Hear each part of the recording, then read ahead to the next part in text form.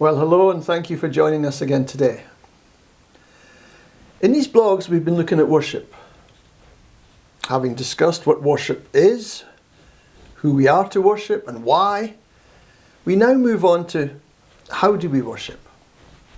Some people believe it doesn't matter how you worship as long as you're sincere. The problem is that you can be sincerely wrong.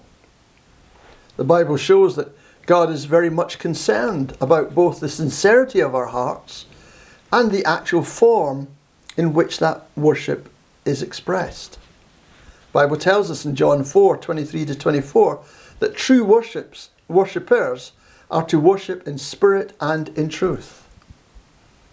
It's clear from these verses that God initiates worship. He seeks and draws people to himself.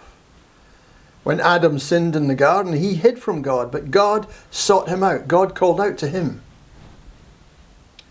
We worship in spirit because God is spirit. Created in the image of God, we are spiritual beings. We have a spirit, and it's through our spirit that we commune with God.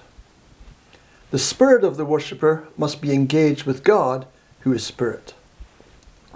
Although the other parts of the person are important as well, what connects with God, who is spirit, is our spirit. If there is no spirit connection with God, there is no real worship. It is only through the spirit that we can know God. Worship then is a spiritual activity, empowered by the Holy Spirit working within us. Whether the Holy Spirit lives in you, of course, is dependent on whether you're a Christian or not. What is clear is that we are to live according to the Spirit. Life comes through the Spirit, with the body effectively dead because of our sin. What makes us different from the animals is that we have a spirit. Indeed, we are spiritual beings able to connect with God, who is spirit. And because we're spiritual beings, we will live forever, even though the sinful body we now have will die. How do we worship? We worship in spirit. And because we're spiritual beings, it's for our good to live our lives in interactive dependency upon God and under his kingdom rule. We ought to be spiritual in every aspect of our lives because our world is a spiritual one. We are destined for a time when our life will be entirely sustained from spiritual realities and no longer dependent in any way upon the physical.